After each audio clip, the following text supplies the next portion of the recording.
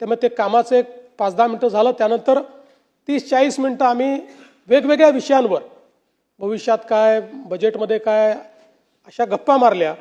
जवळपास पाऊण एक तास आम्ही त्या ठिकाणी एकत्रित होतो आणि त्यानंतर दादा त्या ठिकाणून गेले. त्यावेळेस खरं म्हणजे ही पुसटशीही कल्पना नव्हती की कदाचित तीच आपली शेवटची भेट ही दादांशी ठरेल. आणि दुर्दैवाने तसंच झालेलं आपल्याला पाहायला मिळालं.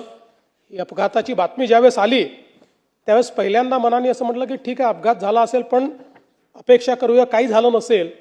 पण लगेच दुसरी बातमी आली की विमानाची परिस्थिती बघता त्याच्यामध्ये कोणीही त्या ठिकाणी जिवंत असेल असं वाटत नाही. आणि त्यातनं मग पुढच्या गोष्टी आपल्या सर्वांना माहितीच आहेत. खरं म्हणजे अजितदादा हे केवळ एक व्यक्तिमत्व नव्हतं, तर ते एका पिढीचा आत्मविश्वास होते. शेतकऱ्यांचा एक कळवळा असलेले, शेतीबद्दल इत्थंभूत माहिती असलेले, शेती, ॲनिमल हजबंड्री या सगळ्या विषयांची पूर्ण जाण असलेले आणि एक प्रकारे मातीतनं तयार झालेलं नेतृत्व असं अजितदादांचं नेतृत्व होतं. त्यांच्या जीवनामध्ये अनेक संघर्ष आले, कुठल्याही संघर्षाला त्यांनी पाठ दाखवली नाही. सातत्याने त्या संघर्षाला सामोरं ते गेले, कधी पोळापुढे झुकले नाहीत. पण ज्यावेळी दादांना मनातनं असं वाटलं की काहीतरी चूक आहे किंवा समाजाला ते चूक वाटत आहे, त्यावेळी जाहीर माफी मागायला त्यांनी मागे पुढे पाहिलं नाही. अशा परिस्थितीमध्ये दादा कुठलंही इगो न ठेवता जाहीरपणे माफी मागून पुढच्या कामाला त्या ठिकाणी लागायचे, हे देखील आपण बघितलेलं आहे.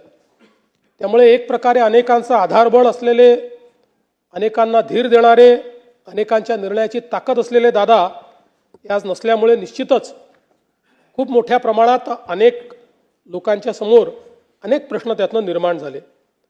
खरं म्हणजे अजितदादांबद्दल सगळे नेहमीच सांगतात की शब्दाला जागणारा अशा प्रकारचा नेता होता. त्याचा अनुभव 2019 साली आम्ही घेतला.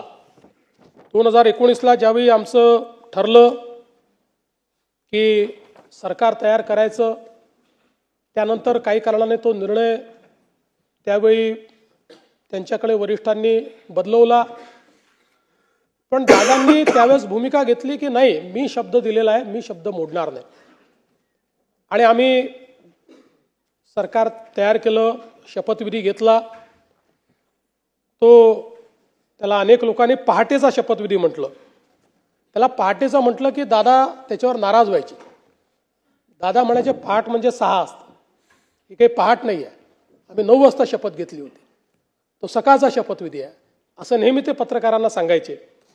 आणि मला आजही आठवतं की त्यावेळी अतिशय दृढतेनं त्यांनी, खरं म्हणजे त्यांना निश्चितपणे काही ना काही प्रमाणात त्याची किंमत मोजावी लागली. पण तरी देखील त्यांनी सांगितलं की एकदा निर्णय झाला होता, मग या निर्णयाला मी बांधील असेल. आणि ज्यावेळी सर्वोच्च न्यायालयाचा निर्णय आमच्या विरोधात गेला, मला आजही आठवतं की वर्षा बंगल्यामध्ये दादा आणि मी दोघंच जण होतो. त्यावेळी तो निर्णय विरोधात गेल्यानंतर त्या ठिकाणी सरकार स्थापन करणं काही शक्य नव्हतं. दादांनी विचारलं काय केलं पाहिजे. मी म्हटलं दादा, आता याच्यामध्ये उगीच तुम्ही स्वतःचा बळी द्यावा अशी आमची पण अपेक्षा नाही. ठीक आहे, आता जे काही असेल तुम्ही तुमचा निर्णय घ्या. आणि त्यानंतर माझ्याशी चर्चा करून, म्हणजे अनेक वेळा अनेकांनी अनेक गोष्टी त्या ठिकाणी सांगितल्या, पण वर्षा बंगल्यावरनं माझ्याशी चर्चा करून दादांनी मग तो निर्णय बदलवला. कारण त्यांच्यासोबत जे लोक राहिले होते हे दादांना माहिती होतं की शेवटी त्यांचंही भविष्य आपल्याला बघायचं आहे. आणि मग दादांनी पुन्हा त्या ठिकाणी जे काही सरकार झालं त्या सरकारमध्ये सामील होण्याचा निर्णय घेतला. आणि म्हणून मला असं वाटतं की त्यांच्या स्वभावात पारदर्शकता होती. पोटात आहे ते ओठात आहे, आणि जे आहे ते तोंडावर बोलून टाकायचं. तोंडावर बोलताना दादा राजकीय परिणामांची फारशी काळजी करत नव्हते. आणि मला असं वाटतं की राजकारणामध्ये असं अनेक वेळा तुम्हाला पॉलिटिकली करेक्ट राहावं लागतं, पण पॉलिटिकली करेक्ट राहणाऱ्यांपैकी दादा नव्हते. त्यांना जे वाटलं ते स्पष्टपणे रोखठोक त्या ठिकाणी बोलायचे.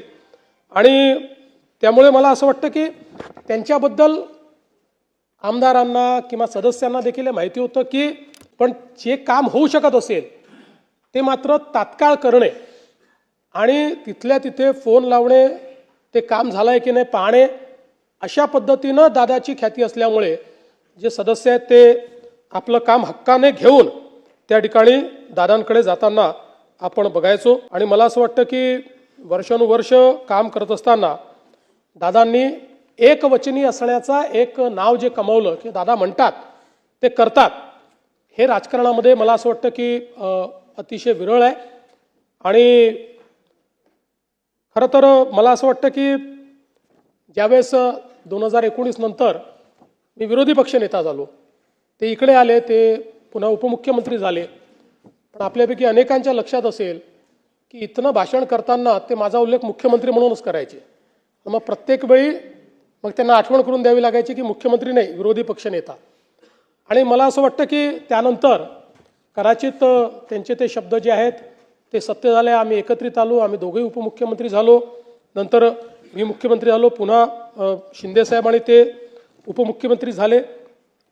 आम्ही खरं म्हणजे आमच्या अनेक गोष्टींवर गप्पा देखील व्हायच्या, अनेक गोष्टींवर बोलायचो.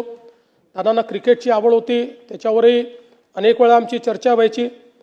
आणि आम्ही जेव्हा एकत्रित प्रवास करायचो त्यावेळी दादांच्या अनेक ज्या काही सवयी होत्या त्यात दादांना मला नेहमी आठवतं की दूध प्यायला आवडायचं. त्यामुळे आमच्या विमानात किंवा हेलिकॉप्टरमध्ये कोल्ड्रिंक असू द्या, काही असू द्या, जे कोल्ड मिल्क असतं, आणि दादा सांगायचे मी शेतकऱ्याचा मुलगा आहे, रोज हळदीचं दूध पितो आणि मला कुठल्याही म्हणजे कोल्ड्रिंक किंवा याच्यापेक्षा दूध प्यायला आवडतं. अशा अनेक सवयी दादांच्या एकदम नजरेसमोरून जातात. दादा चप्पल घालायचे पण पाय नेहमी स्वच्छ ठेवायचे. त्यांना ती एक सवय होती की बसल्या बसल्या आपला पाय स्वच्छ करायचे ते. त्यामुळे अशा ज्या गोष्टी आहेत त्या अशा आज माझ्या नजरेसमोरून चाललेल्या आहेत. पण मला असं वाटतं की त्यांच्या काही सवयी ज्या होत्या या इतक्या महत्त्वाच्या होत्या. त्यातली सगळ्यात महत्त्वाची सवय म्हणजे त्यांचा वक्तशीरपणा. कधीही कुठल्याही ठिकाणी 1 मिनिटं आधी पोचायचं म्हणजे पोचायचं. ज्यावेळी आम्ही तिघं शिंदेसाहेब मुख्यमंत्री होते, मी उपमुख्यमंत्री होतो, दादे उपमुख्यमंत्री होते. 12 वाजताचा कार्यक्रम असेल तर दादा 11:59ला पोचणार, मी 12:05ला पोचणार आणि शिंदेसाहेब थोड्या वेळेमध्ये, नाही एवढं नाही पण एक 15-20 मिनटं अजून ते मागे पुढे. पण कधीही, आणि मी तर कमीत कमी शिंदेसाहेब किती वाजता निघतायत हे बघून मी त्या ठिकाणी कार्यक्रमात पोचायचो. पण दादा 12चा कार्यक्रम कोणाला याला किती वाजू द्या, दादा 11:59ला पोचणार म्हणजे पोचणार. आणि मला असं वाटतं की ही त्यांचं वक्तशीरपणा, म्हणजे सकाळी 9ची बैठक असेल, त्यांनी बोलवली असेल तर अधिकाऱ्यांना माहिती असायचं की 8:59ला दादा खुर्चीवर असणार, त्यामुळे त्याच्या आधी आपण पोचलं पाहिजे. मंत्रालयामध्ये कुठल्याही अधिकाऱ्यांपेक्षा लवकर पोचणारे दादा होते. मला असं वाटतं की मंत्रालयाची सुरुवातच दादा करायची आणि सकाळी 9 वाजता मंत्रालयात आपल्या चेंबरमध्ये जाऊन दादा बसायचे. तिथे मिटिंगा घ्यायचे, त्यांचं कामकाज करायचे. आणि म्हणून कधीही कामकाज अडलेलं आहे, फाईल थांबलेली आहे, दादा उपलब्ध नाही म्हणून निर्णय होत नाही, असं कधी झालं नाही. एखादा निर्णय जर त्यांना पटला नाही तर मात्र त्या ठिकाणी ते स्पष्टपणे सांगायचे, फाईल थांबायचे, चर्चा करायचे. पण आपलं जे काम आहे ते काम मात्र ते सातत्याने करायचे. आणि दुसरा त्यांचा स्वभाव होता की मंत्रिमंडळात किती विषय असले तरी प्रत्येक विषयाचा नीट अभ्यास करून दादा यायचे. प्रत्येक विषयाची एक नोट त्यांच्याकडे असायची आणि त्या विषयात जर काही किंतु परंतु असेल तर तो किंतु परंतु त्या ठिकाणी ते मांडायचेच. आणि अनेक वेळा अगदी साधे विषय जे असायचे की ज्याच्यावर चर्चेची गरज नाही, सचिव उभा राहिल्याबरोबर दादा म्हणायचे ठीक आहे मान्य आहे, आणि दादांनी मान्य आहे म्हटल्यानंतर तो विषय सगळ्यांना मान्यच असायचा. त्यामुळे मला असं वाटतं की ही देखील एक क्वालिटी त्यांची होती की नीट विषयाचा अभ्यास करून, आणि नुसता अभ्यास करून नाही तर त्या प्रत्येक मंत्रिमंडळातल्या विषयाची 4 ओळींची नोट ही नेहमी दादांजवळ असायची की जी ते मांडायचे. आणि त्यातनं त्यांचं एखाद्या विषयावरची जी पकड आहे ती पकड आपल्याला त्या ठिकाणी पाहायला मिळायची. खरं म्हणजे दादांच्या संदर्भात अनेक लोक अनेक गोष्टी सांगू शकतील, त्यांच्या वक्तशीरपणाबद्दल देखील अनेक या ठिकाणी आपल्याला गोष्टी सांगता येतील. पण हे सगळं होत असताना वरकरणी दादा अतिशय कडक अशा प्रकारचे वाटायचे. पण माझा अनुभव असा होता की पहिल्यांदा एखाद्याशी कडक बोलल्यानंतर मग त्याच्याशी ते प्रेमळ देखील बोलायचे. आतून ते अतिशय प्रेमळ होते. त्यांचा स्वभाव होता की पहिल्यांदा एखाद्याला जसा मिलिटरीचा अधिकारी एकदम स्ट्रेट करतो असा स्ट्रेट करायचे आणि त्यानंतर मात्र त्या व्यक्तीला सांभाळून घ्यायचं आणि त्या व्यक्तीचं जे काही कार्य आहे ते कार्य करायचं.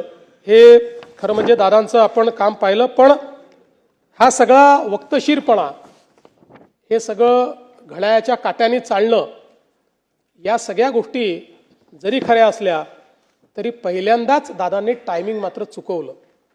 आणि ते टायमिंग म्हणजे ज्यावेळेस राजकारणामध्ये खूप मोठी इनिंग दादा खेळतील हे आपल्या सगळ्यांना दिसत होतं. अशा परिस्थितीमध्ये त्याने पहिल्यांदा जीवनाचं टायमिंग चुकवलं आणि त्याची हळहळ ही आपल्या सर्वांना नेहमीच राहील. खरं तर दादा 6 वेळा उपमुख्यमंत्री झाले. सर्वाधिक वेळा उपमुख्यमंत्री होण्याचा मान त्यांना मिळाला. पण अनेक वेळा ते असं म्हणायचे की मी कधीतरी मुख्यमंत्री होईल पण मी उपमुख्यमंत्री मात्र नेहमी राहील. अशा पद्धतीनं अनेक वेळा गमतीने ते म्हणायचे. आज मी असं म्हणू शकतो, Ajitdada Pawar was the best chief minister Maharashtra never had. एक जो चांगला मुख्यमंत्री महाराष्ट्राला मिळू शकला असता तो अजितदादांच्या रूपानं आता आपल्यामध्ये नाही. आणि मला विश्वास आहे की शेवटी कधीतरी त्यांचं स्वप्न देखील नियतीने पूर्ण केलं असतं. त्यांच्यात ती क्षमता निश्चितपणे होती. शेवटी राजकारणामध्ये वेगवेगळ्या प्रकारचे गणितं असतात. पण क्षमतेचा जर विचार केला तर मुख्यमंत्री पदाकरता पूर्णपणे क्षमता असलेलं नेतृत्व अजितदादांचं होतं. खरं तर मी असं म्हणेन की राजकारणामध्ये आपल्याकडे अनेक नेते आहेत, अनेक दादा आहेत.